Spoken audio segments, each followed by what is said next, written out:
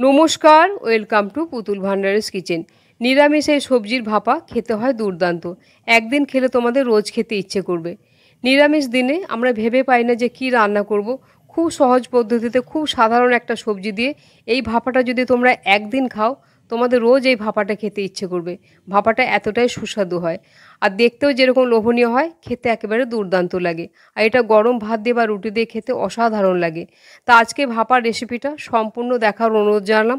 সম্পূর্ণ দেখার পর যদি ভালো লাগে প্লিজ একটা লাইক শেয়ার কমেন্ট করবে। আর আমার চ্যানেলে যদি নতুন বন্ধু হয়ে থাকো প্লিজ আমার চ্যানেলটিকে সাবস্ক্রাইব করে তোমরা আমার পাশে থাকবে। আজকে যে সবজির ভাপাটা আমি করব, এই সবজিটা প্রায় সব বাড়িতেই থাকে।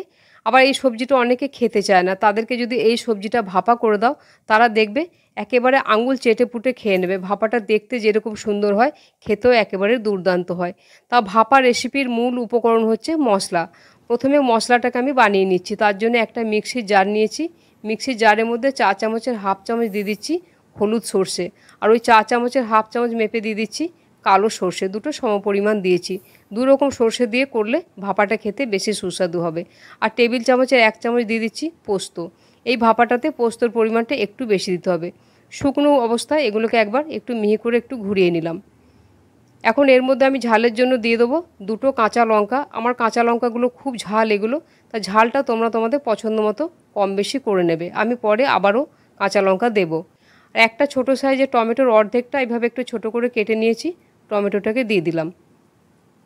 আর যদি হাতের কাছে নারকেল থাকে তাহলে দেবে, তাছাড়া একটু বাদাম বা কাজু বাদাম দেবে, তাহলে গ্রেভিটা খুব ভালো হবে। আমার কাছে সামান্য একটু নারকেল কোচানো ছিল, সামান্য কয়েক টুকরো নারকেল এর মধ্যে দিয়ে দিচ্ছি। এখন সামান্য জল দিয়ে খুব মিহি করে পেস্টটাকে করতে হবে। পেস্টটা এত মিহি করে করতে হবে যেন গ্রেভিটা একেবারে ক্রিমের মতো দেখতে লাগে, সেরকমভাবেই করতে হবে। তা মশলাটা আমি পেস্ট করে নিয়েছি। পেস্ট করার পরে মশলাটা একেবারে যে বাটিটাতে আমি ভাপাটা বসাবো, এরকম একটা টিফিন বাটির মধ্যে মশলাটা সেই বাটির মধ্যে তুলে নিচ্ছি।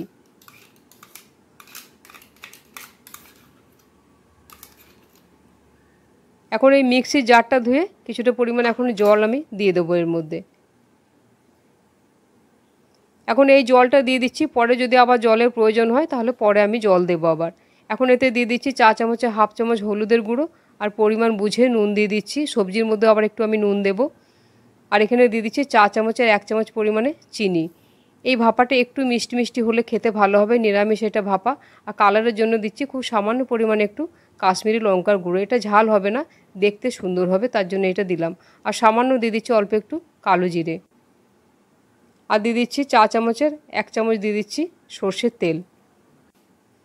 এখন এই সমস্ত উপকরণগুলো খুব ভালো করে এটাকে মেখে নিতে হবে। এই যে দু রকম সর্ষে আছে, এটাকে যদি এইভাবে মেখে কিছুক্ষণ রেখে দেওয়া যায় তাহলে সর্ষেটা যেহেতু কাঁচা, এটাকে ভেপারে বসাবো, তাহলে একেবারেই সর্ষেটা তেতো হবে না। এর মধ্যে নুন দিয়ে দিলাম, নুন দিয়ে এইভাবে এটাকে কিছুক্ষণ মেখে রাখতে হবে। খুব ভালো করে এটাকে নাড়াচাড়া করে মিশিয়ে নিতে হবে। আর এই যে ঘন হয়ে আছে, এতটা ঘন আমার হলে হবে না, এতে আমার আরও একটু জল দিতে হবে। তাই আবারও কিছুটা পরিমাণ আমি এতে জল দিয়ে দিচ্ছি। এখন আবারও একবার ভালো করে এটাকে মশলাটাকে মিশিয়ে নেব। এখন যে মশলাটা আমার ঘনত্বটা হয়েছে এটা আমার ঠিকঠাক আছে, এর থেকে আর বেশি পাতলা করব না। এখন এটাকে এইভাবে মিশিয়ে 10 মিনিটের জন্য রেস্টে রেখে দেবো। আজকে আমি করব কুমড়োর ভাপা। দেখো কুমড়ো অনেকেই খেতে চায় না, কিন্তু কুমড়োর ভাপা যদি তোমরা করে দাও দেখবে যারা কুমড়ো খায় না তারা একেবারে আঙুল চেটে খাবে। আর কুমড়ো ভাপা করবার জন্য যদি এরকম মোটা থিকনেসে যদি কুমড়োটা পাওয়া যায়, যে চওড়া পেটি হয়, এরকম যদি কুমড়ো হয় তাহলে এই কুমড়োটা ভাপা খুব ভালো হয়। তো 500 কুমড়ো ছিল, সেখান থেকে আমি 250 কুমড়ো কেটে নিয়েছি। কুমড়োটা কেটে আমি খোসাটা ছাড়িয়ে নিয়েছি, একবার পরিষ্কার করে ধুয়ে নিয়েছি। এখন কুমড়োগুলো এইভাবে সাইড থেকে একটু বেশ মোটা মোটা করে লম্বা লম্বা করে কেটে নিচ্ছি। খুব বেশি কিন্তু পাতলা করে কাটলে হবে না, আর খুব বেশি ছোট করলেও ভালো লাগে না দেখতে। একটু মোটা করে কাটতে হবে, তা নাহলে কিন্তু এগুলো রান্না করার পরে একেবারে ভেঙে যাবে। আর যদি রান্না করার পরে কুমড়োগুলো ভেঙে যায় তাহলে ভাপাটা দেখতে ভালো লাগবে না। এরকম একটু মোটা থিকনেস রেখে কুমড়োটাকে আমি কেটে নিয়েছি। আর কুমড়ো পেটিটা বেশ মোটা আছে, এই কুমড়োগুলো ভাপা খেতে খুব ভালো লাগে।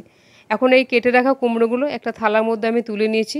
এখন এই কুমড়োর মধ্যে খুব সামান্য পরিমাণে একটু নুন দিচ্ছি। মশলার মধ্যে আমি নুন মেখে দিয়েছি, সেই পরিমাণ বুঝে নুন দিলাম। আর সামান্য অল্প একটুখানি হলুদ দিয়ে কুমড়োটাকে নুন হলুদটা বেশ ভালো করে মেখে নিতে হবে, যেন প্রত্যেকটা কুমড়ো গায়ে নুন হলুদটা একটু ভালোভাবে মাখা হয়ে যায়।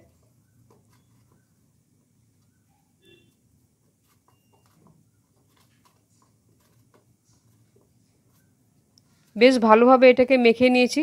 এখন আমি আসছি রান্নায়। গ্যাস অন করে কড়াই প্যান বসিয়ে দিয়েছি। প্যানের মধ্যে খুব সামান্য পরিমাণে 1 চামচ আমি সর্ষের তেল দিয়ে দিলাম। ভাপা সর্ষের তেলে করলে খেতে বেশি সুস্বাদু হয়। এখন এই কুমড়োগুলো তেলের মধ্যে দিয়ে দিলাম। মাঝারি আঁচে কুমড়োটাকে একটু এপিট ওপিট করে ভেজে নিতে হবে। খুব বেশি যেভাবে আমরা কুমড়ো ভাজা খাই ওরকম মুচমুচে করে ভাজবার দরকার নেই। জাস্ট 1 থেকে 2 মিনিট এইভাবে একটু ভেজে যদি ভাপাটা করা হয় তাহলে সেই ভাপাটা খেতে বেশি সুস্বাদু হয়। এখন কুমড়োগুলো এক পিঠ করে উল্টে দিচ্ছি। হালকা করে একটু ভেজে নিতে হবে, তাহলে কুমড়োর কাঁচা গন্ধটা চলে যাবে, ভাপাটা খেতে বেশি ভালো লাগবে। এইভাবে উল্টে পাল্টে কুমড়োটা হালকা করে ভেজে নিয়েছি। কুমড়োগুলো 2 পিঠ বেশ একটু হালকা হালকা কালার হয়ে এসছে, এরকমভাবে কুমড়োগুলো ভাজতে হবে। যখন এরকম কুমড়োগুলো ভাজা হয়ে যাবে কুমড়োগুলো নামিয়ে একটা প্লেটের মধ্যে আমি তুলে নিয়েছি। আর এদিকে মশলাটা প্রায় আমি 10 মিনিট রেস্টে রেখেছিলাম। এখন ভেজে রাখা কুমড়োগুলো এই মশলাটার মধ্যে দিয়ে দিলাম। এখন সামান্য যে অর্ধেকটা টমেটো ছিল অর্ধেকটা টমেটো দিচ্ছি, পরে আবারও আমি একটুখানি টমেটো দেবো, কয়েক টুকরো রেখে দিয়েছি। ভালো করে এটাকে এই মশলার সাথে মিশিয়ে দিচ্ছি যেন কুমড়োগুলোর গায়ে মশলাটা খুব ভালোভাবে মিশে যায়। আর কুমড়োগুলো খুব বেশি ভাজা যাবে না, তাহলে কিন্তু ভেপারে পরে কুমড়োগুলো নরম হয়ে যাবে, কুমড়োগুলো ভেঙে যাবে। তাই হালকা করে একটু ভেজে নিতে হবে। কয়েক টুকরো স্লাইস করা টমেটো এভাবে ওপর থেকে দিয়ে দিচ্ছি। এগুলো ভাপে সেদ্ধ হবে, এগুলো ভাত দিয়ে বা রুটি দিয়ে মেখে খেতে খুব ভালো লাগবে। ওপর থেকে টমেটোগুলো দিয়ে দেওয়ার পরে এখানে আমি 3টে চেরা কাঁচা পাকা লঙ্কা দিয়ে দিচ্ছি। এগুলো ওপর থেকে দিলে কাঁচা লঙ্কার একটা গন্ধ ভেপারের মধ্যে খুব ভালো লাগে। আবার যদি যারা ঝাল খেতে বেশি পছন্দ করে তারা এগুলো ভাত দিয়ে মেখে খেতে পারবে। এখন ওপর থেকে দিয়ে দিচ্ছি খুব সামান্য পরিমাণে একটুখানি সর্ষের তেল। কাঁচা সর্ষের তেলটা ওপর থেকে একটু দিলে এক ভাপার যে একটা কাঁচা সর্ষের তেলের গন্ধ সেটা খেতে দুর্দান্ত লাগে। এখন টিফিন বক্সের ঢাকনাটা বন্ধ করে দিলাম। ওদিকে আমি কড়াইয়ের মধ্যে বেশ কিছুটা পরিমাণে জল গরম হতে দিয়েছি আর একেবারে জলের মধ্যে একটা স্ট্যান্ড বসিয়ে দিয়েছি। এখন টিফিন বাটিটা স্ট্যান্ডের মধ্যে দিয়ে দিলাম, তবে লক্ষ্য রাখতে হবে যেন ঢাকনাটার উপরে জলটা উঠে না যায়।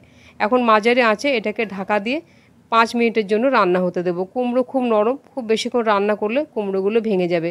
এমনভাবে ভাপাতে হবে যাতে কুমড়োগুলো ভেঙে না যায়। 5 মিনিট পরে আমি ঢাকাটা খুলে দিচ্ছি। ঢাকাটা খুলে গ্যাসের ফ্লেমটাকে আমি অফ করে দিলাম। এখন আমি বাটিটাকে একটু ঠান্ডা করে তারপর নামিয়ে খুলে তোমাদের দেখাবো যে ভাপাটা দেখতে কীরকম হয়েছে। এখন বাটিটা আমি জল থেকে তুলে নিয়েছি, একটু একটু এখনও গরম আছে। এখন আমি খুলে একবার দেখাচ্ছি যেটা দেখতে কীরকম হয়েছে। দেখো দেখতে কত লোভনীয় লাগছে, দেখতে এত সুন্দর লাগে খেতে এটা যে একদিন খেলে তোমাদের রোজ খেতে ইচ্ছে করবে। কুমড়োগুলো দেখো দেখতে কি সুন্দর লাগছে। আজকের এই কুমড়োর রেসিপিটা তোমাদের কেমন লাগলো আমাকে একটা কমেন্ট করে জানাবে। আর প্লিজ আমার চ্যানেলটিকে সাবস্ক্রাইব করে তোমরা আমার পাশে থাকবে। রান্নাটা সম্পূর্ণ দেখার জন্য ধন্যবাদ। তাহলে আবার অন্য কোনো দিন দেখা হবে অন্য কোনো রেসিপিতে। সবাই ভালো থাকবে। নমস্কার।